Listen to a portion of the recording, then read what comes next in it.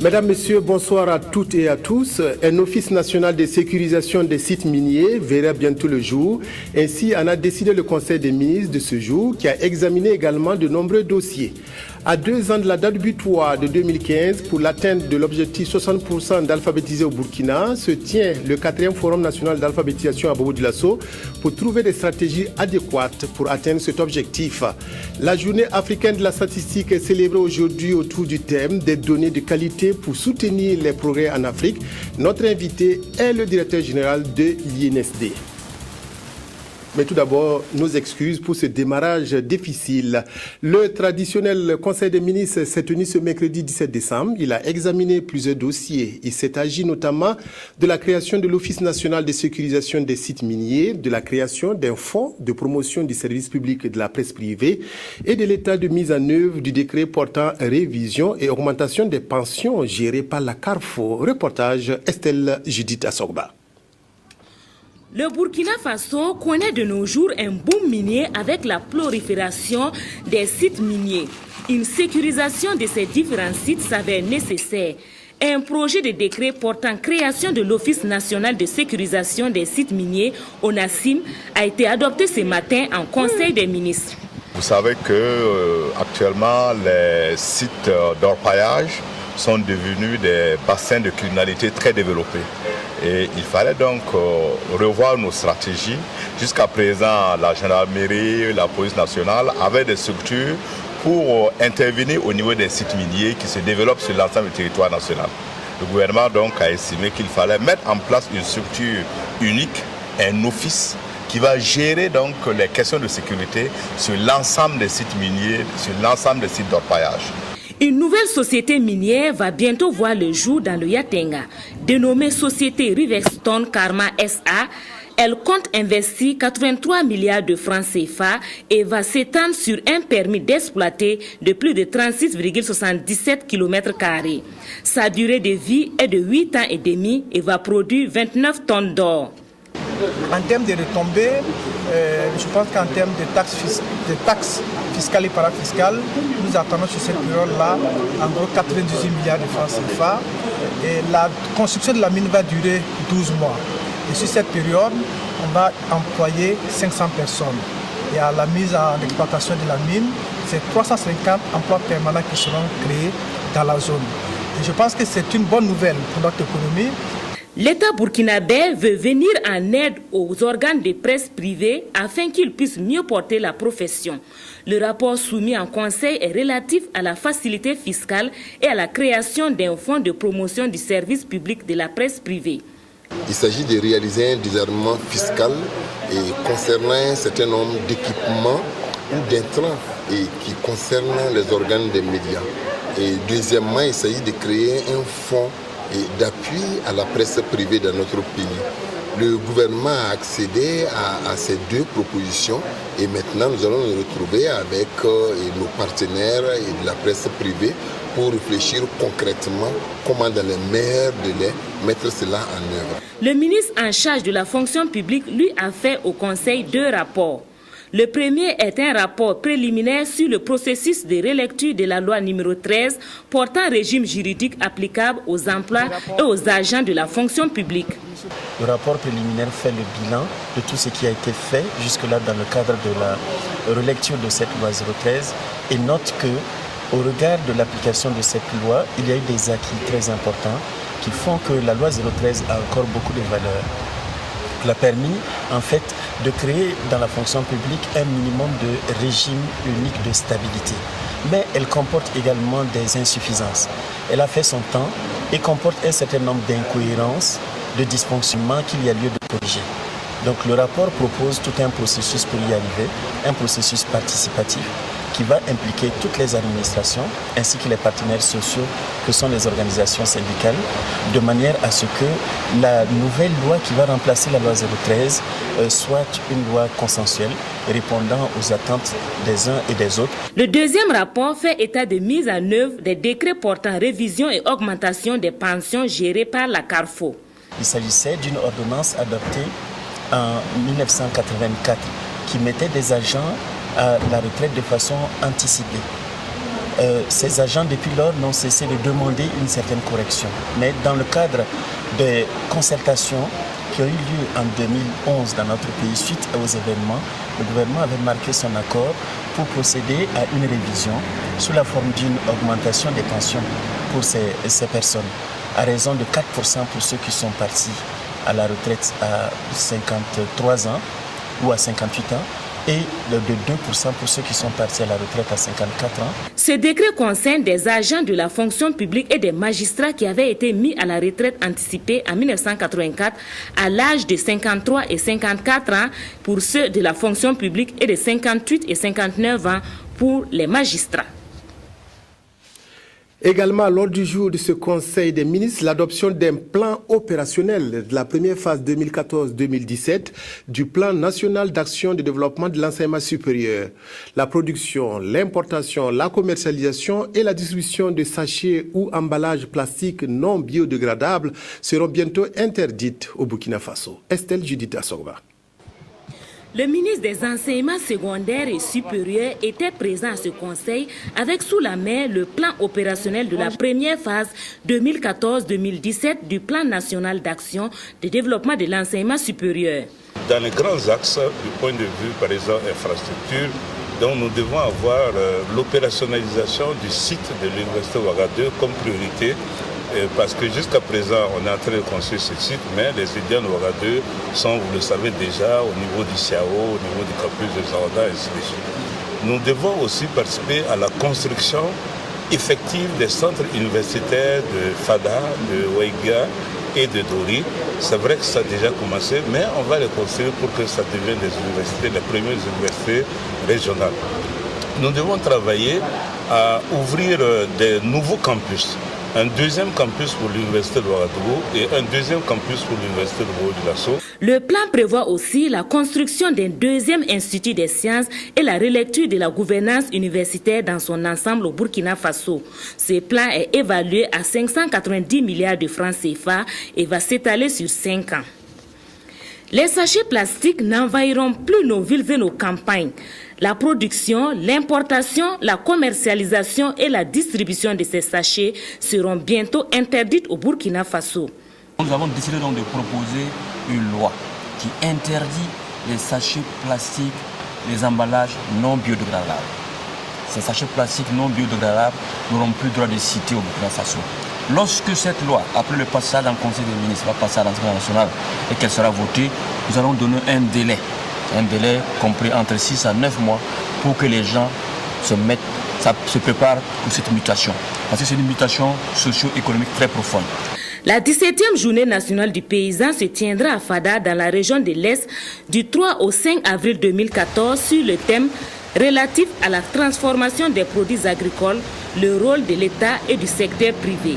Cette année, la GNP va se dérouler dans la ville de Fada pour la simple raison que lorsque nous avons regardé les villes qui ont abrité les Journées nationales des paysans depuis sa première édition en 1991, la ville de Fada figure parmi celles qui pouvaient postuler à l'organisation de la 17e Journée nationale des paysans.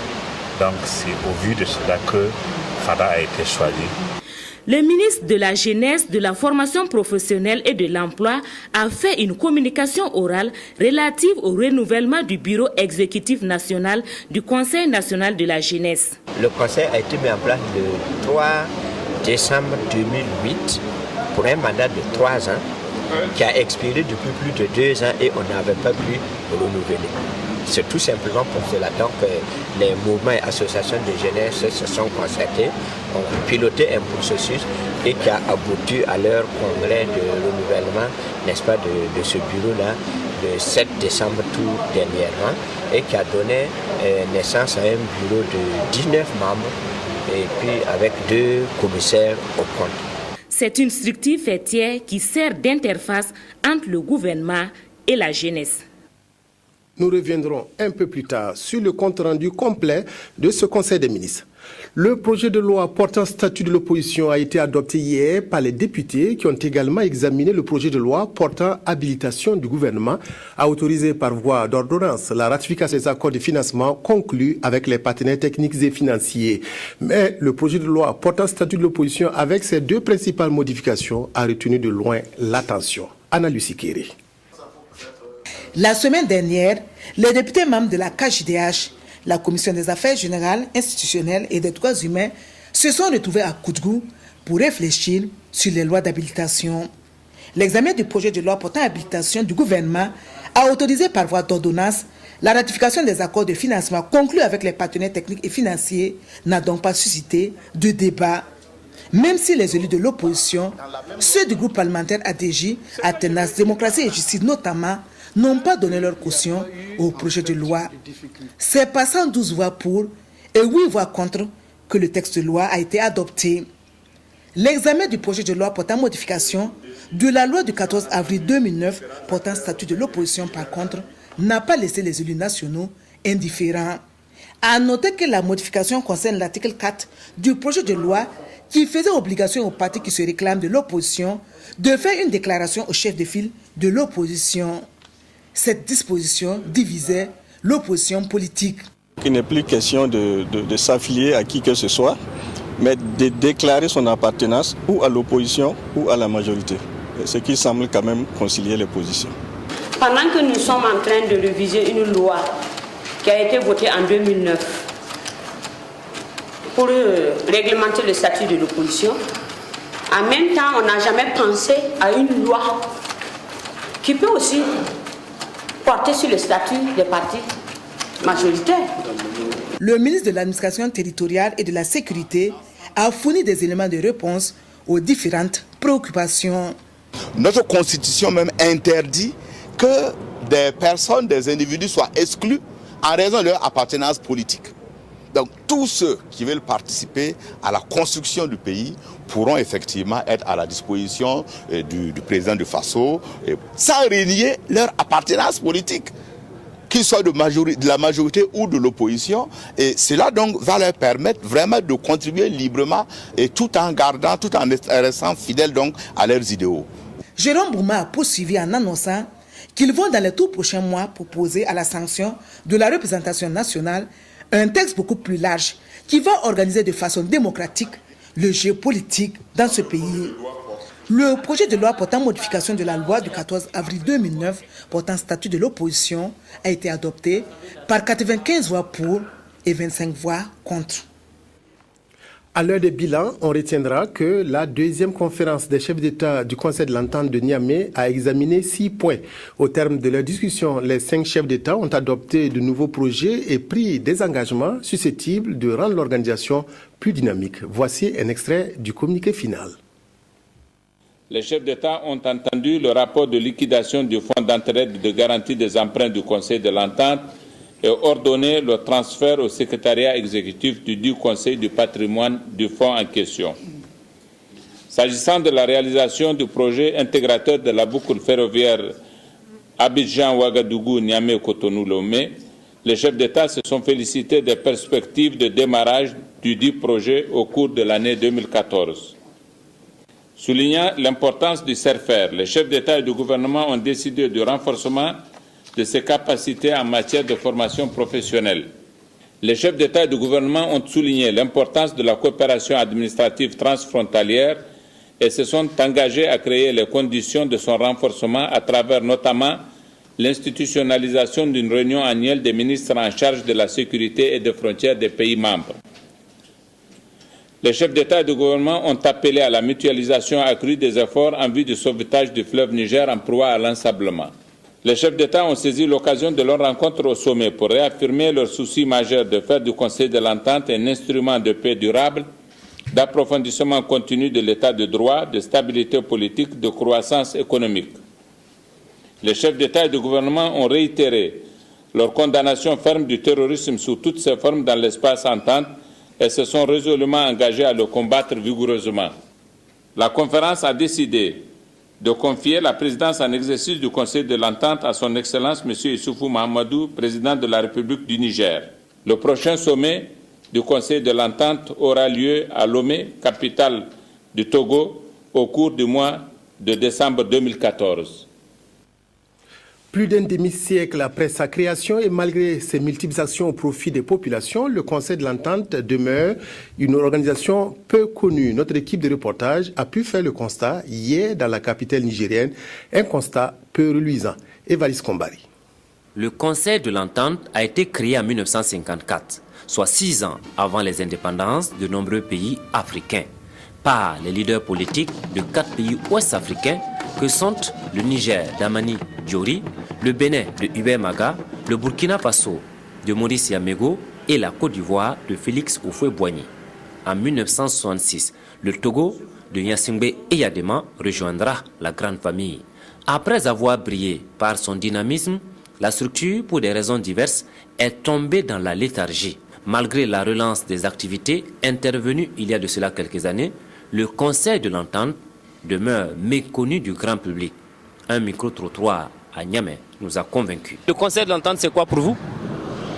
C'est pour que les conseillers se réunissent pour comprendre quelque chose entre eux, pour s'expliquer. Je pense que, voilà, moi je ne sais pas. On m'a dit que c'est un Conseil de l'Entente organisé par des pays francophones. Vraiment, je ne peux pas dire que c'est ça, mais vraiment, je ne sais pas ce que ça veut dire. À la noyade collective des lycéens, les enseignants sont venus au secours. Je connais bien un peu le Conseil de l'Entente, à mon avis, qui est un conseil qui regroupe les pays de l'Afrique de l'Ouest comme la Côte d'Ivoire, le Burkina, le Niger, le Togo et le Bénin. Il permet quand même de mettre la cohésion de ces 5 pays-là et de faciliter l'harmonie et l'intégration de tous ces peuples sur un territoire bien élaboré. À l'Afrique, ça apporte vraiment, ça dit, bon, sur le plan économique et de la solidarité, vraiment ça apporte un soutien qui fait motiver tous les Africains. Oh ouais. On souhaiterait aussi qu'il y ait aussi des initiatives comme ça dans des autres pays de la sous-région. À la relance politique, économique et sociale, le Conseil de l'Entente est conscient que l'accent doit être mis aussi sur la communication, tout azimut. Absolument, absolument. Vous verrez dans les mois à venir, que nous allons réhabiliter le Conseil d'Entente. Déjà cette année, nous avons eu une activité pas très développée, mais quand même une activité symbolique. Nous avons pris 4 élèves d'école nationale d'administration par pays et ils sont venus au Niger, à Niamey, rester 1 semaine ensemble. Donc nous démarrons, vous allez voir, au fur et à mesure, nous allons monter en puissance. Le Conseil de l'Entente est la plus vieille organisation de la région ouest-africaine. Il est né avant la défunte OUA, l'UMOA et la CEDEAO. Toujours à la recherche des meilleures stratégies pour alphabétiser le plus grand nombre de Burkinabés, les autorités en charge de la question organisent à Bobo-Dioulasso le 4e forum sur l'alphabétisation. Cette rencontre se tient à 2 ans de la date butoir pour l'atteinte de l'objectif 60% d'alphabétisés d'ici 2015. Reportage à Bobo-Dioulasso à Addis Andamba. Ce forum se tient à l'orée de 2015, date butoir pour l'atteinte de 60% d'alphabétisés au Burkina Faso. Pour les acteurs du monde de l'éducation non formelle, c'est le lieu d'évaluer les performances du PRONA, le Programme national pour l'alphabétisation. À ce forum, il va s'agir donc pour tous ces acteurs de dégager les stratégies fiables ainsi que les équivalences entre les langues d'alphabétisation, mais aussi et surtout de se pencher sur l'autonomisation des alphabétisés. C'est donc l'heure de la capitalisation des expériences de tant d'années et de tant de théories et stratégies en matière d'éducation non formelle au pays des hommes intègres. Cette capitalisation nous permettra en plus de nous enrichir, mais de maîtriser aussi les connaissances efficaces et efficientes pour donc l'atteinte des objectifs donc, du millénaire, mais aussi les objectifs du PRONA. C'est de pouvoir un jour trouver une stratégie qui puisse donc nous permettre qu'en 2 ans de déclarer l'apprenant alphabétisé à tout point de vue, de manière à ce qu'il ne retombe pas dans l'analphabétisme. Nous pensons que pour les pays à économie faible, il serait souhaitable que nous trouvions des stratégies simples et adaptées et moins coûteuses pour que en fait, nous puissions justement atteindre ces objectifs. Donc 60% de taux d'alphabétisation en 2015, c'est accessible et pour nous, il faut absolument mobiliser l'ensemble des acteurs, que ce soit les partenaires techniques et financiers, que ce soit le niveau politique, que ce soit les niveaux techniques, parce que vous avez vu, l'administration était là, la société civile, les alphabétiseurs eux-mêmes et les alphabétiseuses, mais surtout les apprenants et les apprenantes. Il s'agira donc pour le ministère de l'Éducation nationale et de l'alphabétisation de travailler à avoir au moins 250 000 nouvelles personnes déclarées alphabétisées chaque année. Et pour y arriver, le MENA a besoin de l'adhésion de tous ces acteurs, mais aussi et surtout de l'appui des différents partenaires, aussi bien techniques que financiers.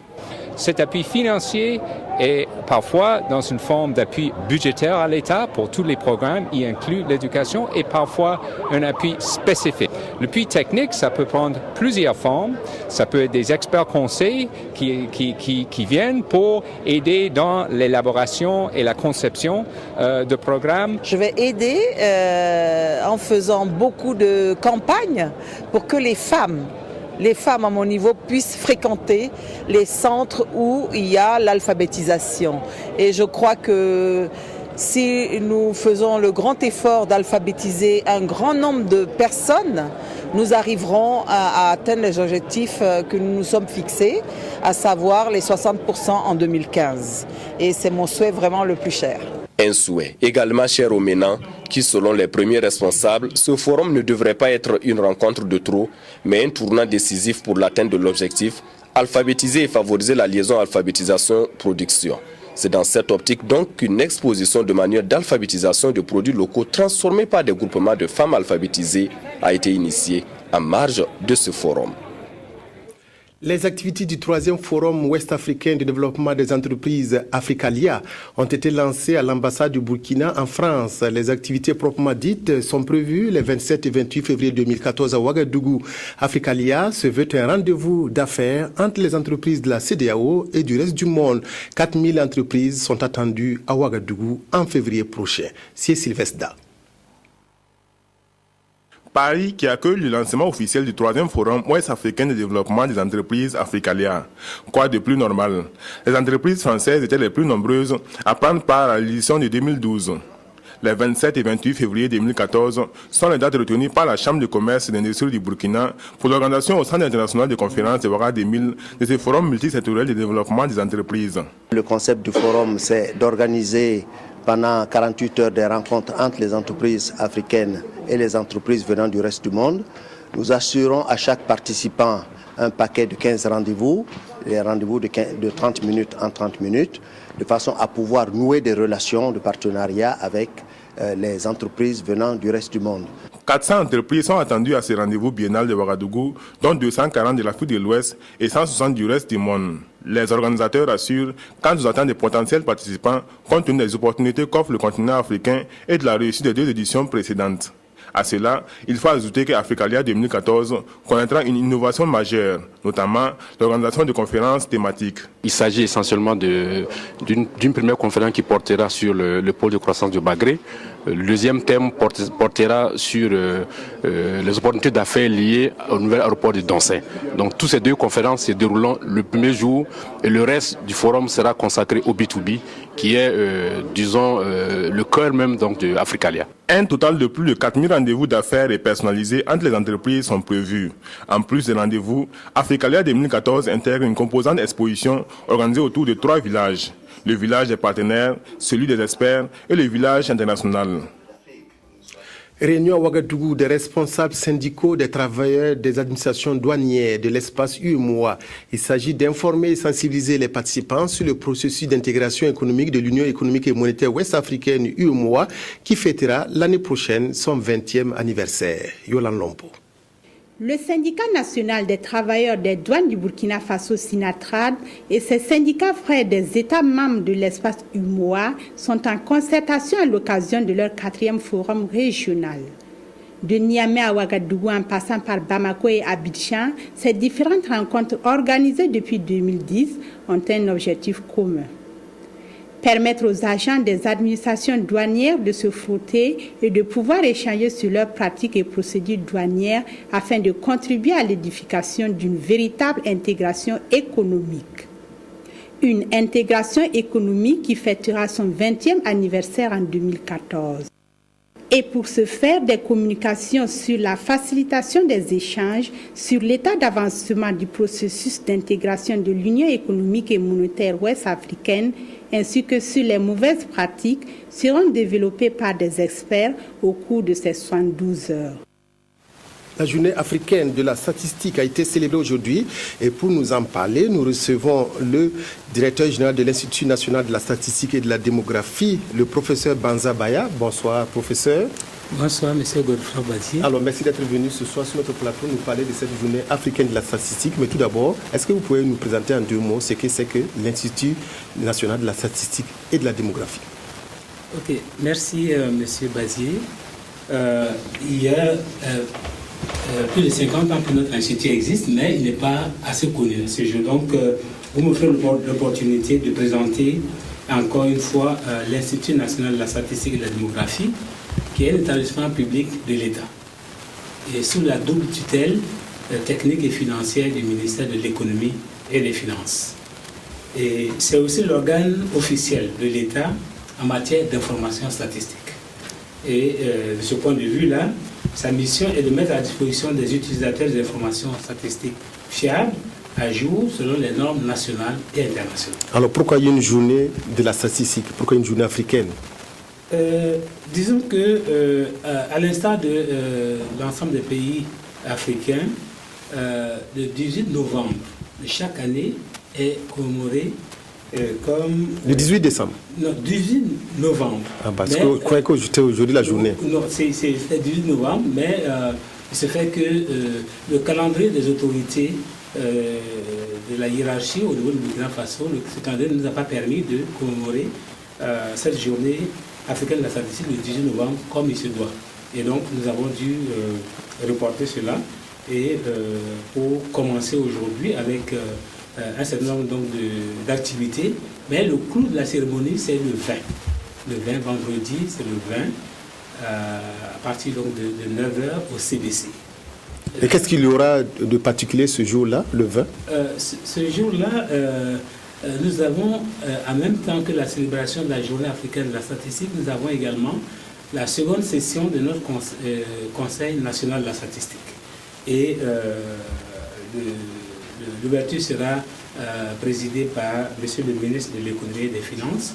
Et donc, ce sera l'occasion donc de faire une communication sur le thème de la journée africaine de la statistique. Et également, nous allons enchaîner avec justement des présentations par rapport au programme donc de la session du Conseil national de la statistique. Alors, vous vouliez nous parler un peu de pourquoi la CEA a décidé d'instituer donc cette journée-là.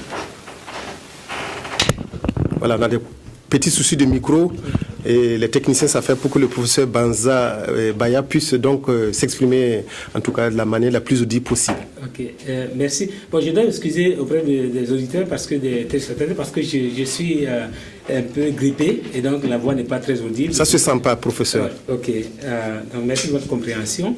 Donc cette journée, pourquoi une journée consacrée à la statistique en Afrique?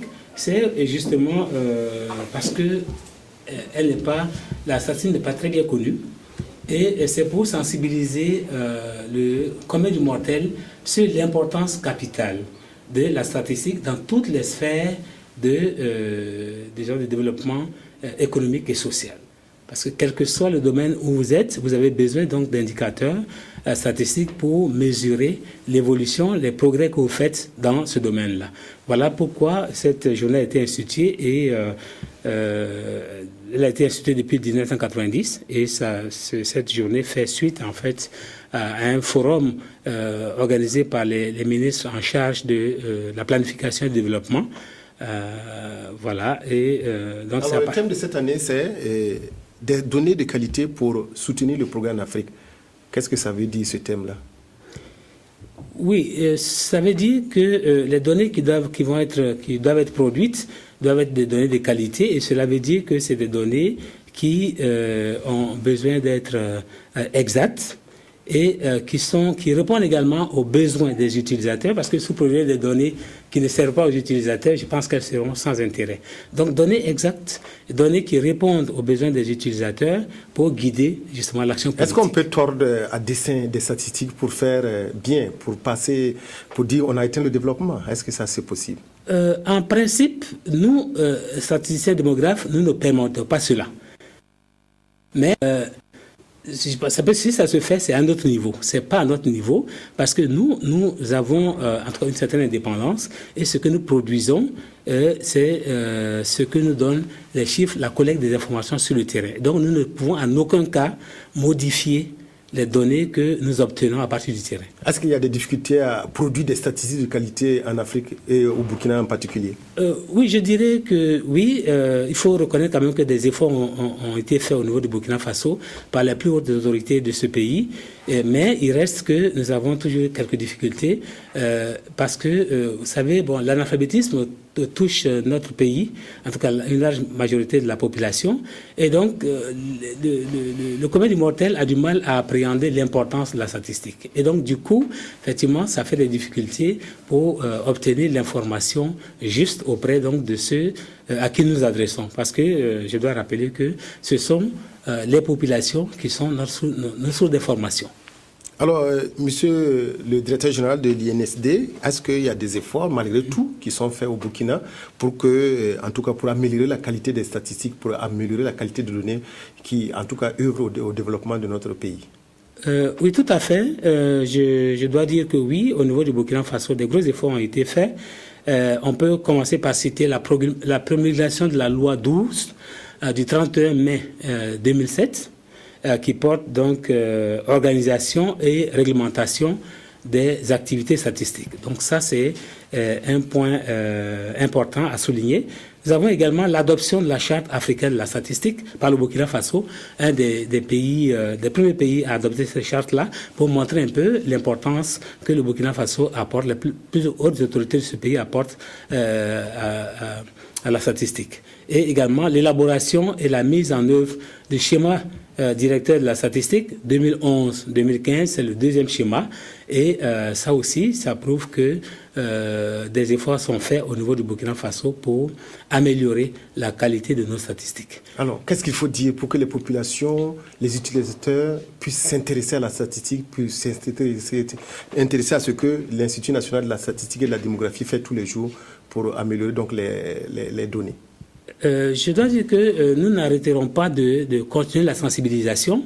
Nous avons un certain nombre d'actions en direction donc des régions pour montrer un peu plus ce qu'est la statistique.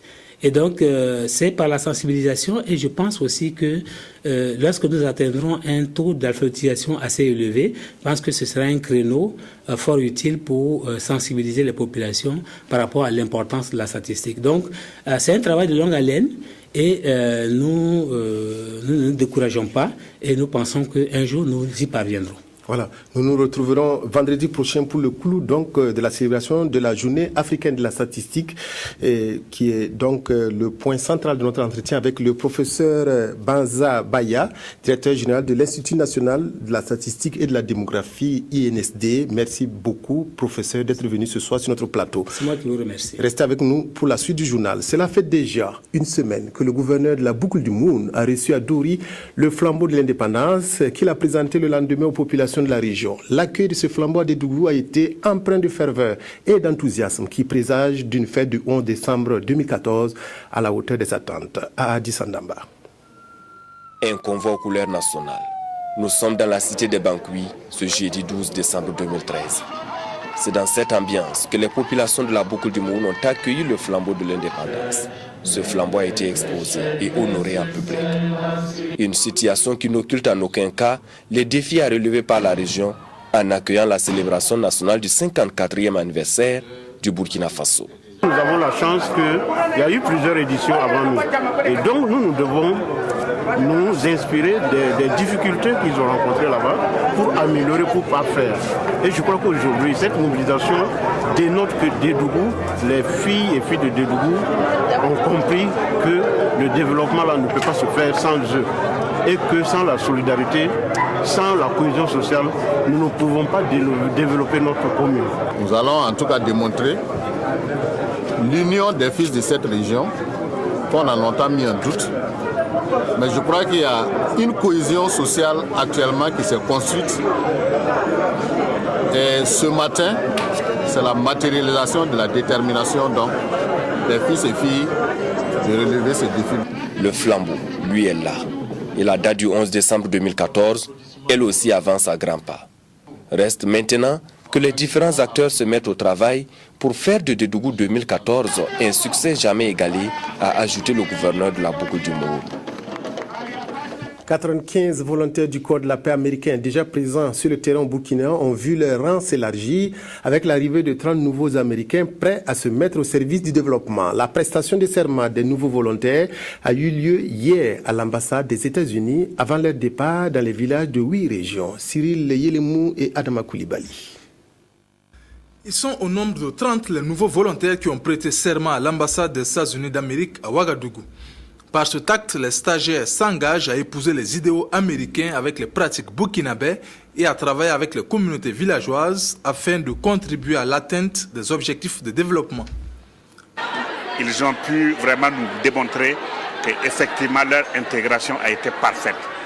Deuxièmement, je voudrais de façon plus globale saluer le gouvernement des États-Unis pour l'excellence des relations que nos deux gouvernements entretiennent et qui permettent de mettre à la disposition de nos secteurs respectifs, l'agriculture, la santé mais aussi l'éducation, de jeunes aussi motivés que nous venons de voir pour soutenir nos populations rurales. Le chiffre des volontaires sur le terrain passe désormais à 125 au Burkina Faso, ce qui traduit un engagement dynamique du gouvernement burkinabé à travailler avec l'administration du corps de la paix. C'est encore un témoignage de relations, d'excellentes relations qui existent entre nos deux pays, mais surtout entre nos deux peuples, parce que ces jeunes gens, ces 30 que nous venons de voir aujourd'hui, vont servir dans des communautés au niveau local, vivre avec leurs collègues burkinabés et vraiment apprendre des burkinabés, mais aussi, on espère, contribuer à au développement de leur communauté. Ces volontaires seront affectés pour une durée de 2 ans dans 30 villages du Burkina. Ils vont intervenir dans les domaines de la prévention du VIH-Sida, la nutrition, l'hygiène, la santé reproductrice, la prévention du paludisme, le renforcement des capacités des communautés dans la transformation des produits agricoles et la formation sur les notions de base en entrepreneuriat. cinéma, Sekou Ouedraogo tourne son premier long métrage intitulé Talaya Tonfan, qui signifie Amore à qui la faute. Le club de tournage de ce film a été donné hier par le ministre de la Culture et du Tourisme. Cette fiction de 90 minutes traite de la dépravation des mœurs. Kadi Sanogo, reportage. Tonfan, 1 sur 1, première.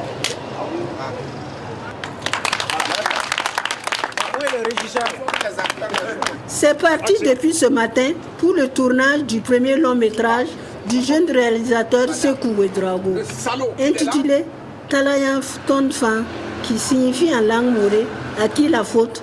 Cette fiction de 90 minutes aborde les problèmes d'infidélité, de frivolité et traite des maux de la société tels que la dépravation des mœurs. Ce film, qui a coûté plus de 11 millions de francs CFA, a été financé sur fonds propres et a bénéficié du soutien du ministère de la Culture et du Tourisme et de la Société burkinabé des filières alimentaires. Ça décrit l'histoire d'une jeune fille que sa tante va la faire venir du village pour l'aider dans ses travaux.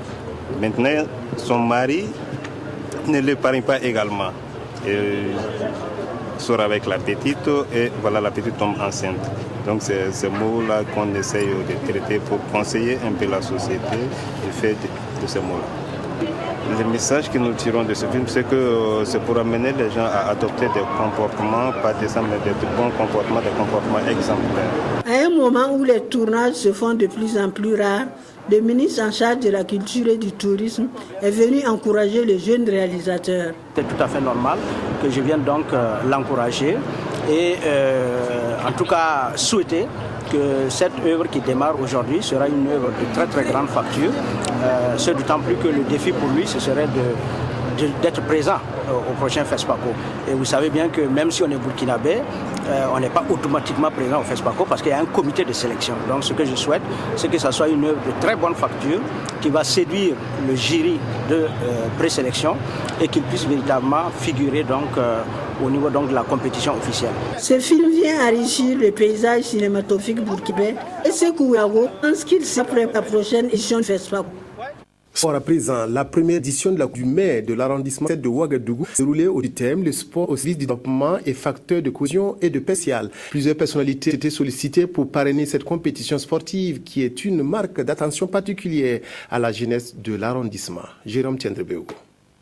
avait promis à la jeunesse de son arrondissement un cadre d'expression sportive. Chose promise, due et la première édition de la Coupe du maire de l'arrondissement 7 a vu le jour avec en lice 48 équipes de l'arrondissement. Vous savez que l'équipe de développement, forcément, il faut parler d'une cohésion. Tant qu'il n'y a pas de cohésion, tant qu'il n'y a pas de paix sociale, difficile d'avancer. Après filtrage, c'est le secteur 33 en rouge et blanc et le secteur 32 qui ont l'honneur de disputer la finale devant des invités de marque.